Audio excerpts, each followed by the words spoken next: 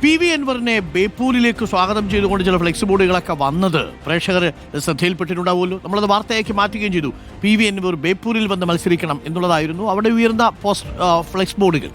എന്നാൽ ഇപ്പോൾ അൻവറിനെതിരെ ബേപ്പൂരിൽ ഫ്ലെക്സ് ബോർഡുകൾ വരുന്നു. ബേപ്പൂരിന്റെ മണ്ണിൽ അൻവർ വേണ്ടേ വേണ്ട എന്നാണ് ഫ്ലെക്സ് ബോർഡ്. ബേപ്പൂരിന്റെ മണ്ണിലേക്ക് സ്വാഗതം എന്ന പേരിൽ കഴിഞ്ഞ ദിവസം ബോർഡുകൾ പ്രത്യക്ഷപ്പെട്ടിരുന്നു.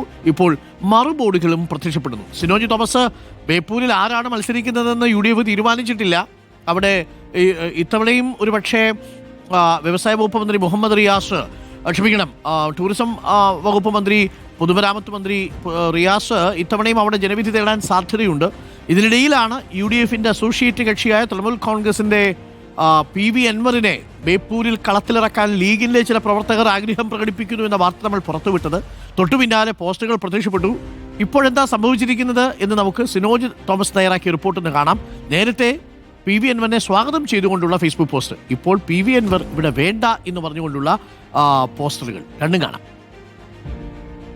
PV അൻവറിന്റെ തൃണമൂൽ കോൺഗ്രസിന്റെ UDFലെ അസോസിയേറ്റ് ഘടകകക്ഷിയാക്കാൻ വേണ്ടി തീരുമാനിച്ചതിന് പിന്നാലെ തന്നെ ബേപ്പൂരിൽ പല സ്ഥലത്തും ഫ്ലെക്സ് ബോർഡുകൾ പ്രത്യക്ഷപ്പെട്ടിരുന്നു. ബേപ്പൂരിലേക്ക് സ്വാഗതം ചെയ്തുകൊണ്ടാണ് ഫ്ലെക്സ് ബോർഡുകൾ പ്രത്യക്ഷപ്പെട്ടത്. അതിൽ UDFിൽ തന്നെ ചെറിയ തർക്കങ്ങളും ഒക്കെ തന്നെ ഉണ്ടായിരുന്നു.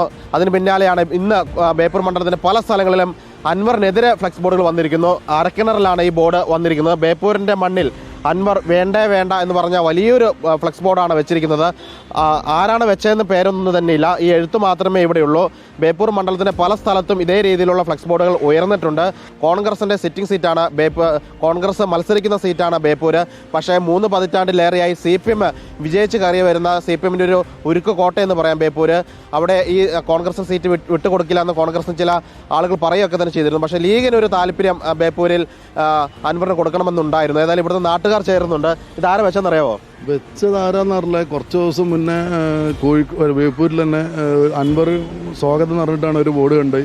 ഇപ്പോൾ നോക്കുമ്പോൾ അരക്കിണറിൽ വേറൊരു രൂപത്തിലുള്ള ബോർഡ് പ്രത്യക്ഷപ്പെട്ട് കണ്ട്. ആരൊക്കെ പേടിക്കുന്നുണ്ടോ എന്നുള്ളത് വ്യക്തമായിട്ട് എനിക്കറിയില്ല. പക്ഷെ എന്തായാലും ഒരു രാഷ്ട്രീയത്തിൽ എന്തൊക്കെയോ ഒരു ഇളക്കം ഉണ്ടാകുന്നുണ്ട്. തീർച്ചയായും. കാരണം ഇവിടെ 40 വർഷത്തിൻ്റെ പുറമേ ആയിട്ട് ഇടതുപക്ഷം ഭരിക്കുന്ന ഒരു ബേപ്പൂർ മണ്ഡലമാണ്. ഈ മണ്ഡലത്തിൽ ലീഗായിരുന്നു ഇവിടെ മത്സരിച്ചത്. ഇപ്പം ഒരു 10 വർഷമായിട്ട് കോൺഗ്രസ് ആണ് മത്സരിക്കുന്നത്. പക്ഷേ ഇവിടെ ഒരു മാറ്റം വരണമെന്ന് ആഗ്രഹിക്കുന്ന ആളുകളുണ്ട്, എല്ലാം അങ്ങനെ തന്നെ മതിയെന്ന് വിചാരിക്കുന്ന ആളുകളുണ്ട്. പക്ഷെ എന്തായാലും ഒരു മാറ്റം ഇവിടെ വരണം എന്നുള്ള ആഗ്രഹിക്കുന്ന ആളാണ് ബഹുഭൂരിപക്ഷ ആളുകളും. എന്തായാലും നല്ലതിനാവട്ടെ. തീർച്ചയായും ഒരു മാറ്റം അനിവാര്യമല്ലേ. ബേപ്പൂരിൽ ഇത്ര കാലമായിട്ട് മാറ്റം ആഗ്രഹിക്കുന്നുണ്ട്. അരക്കിണറിൻ്റെ വികസനത്തിന് ആര് വന്നാലും നാട്ടുകാരെതിരല്ല.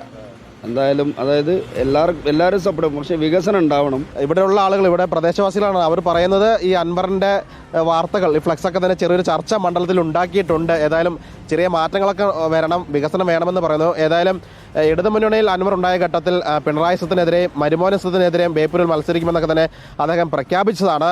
കോഴിക്കോട് നിന്ന് വീഡിയോ ജേർണലിസ്റ്റ് ഷബീറിനൊപ്പം reporter Sinoj Thomas, reporter. Thank you Sinoj.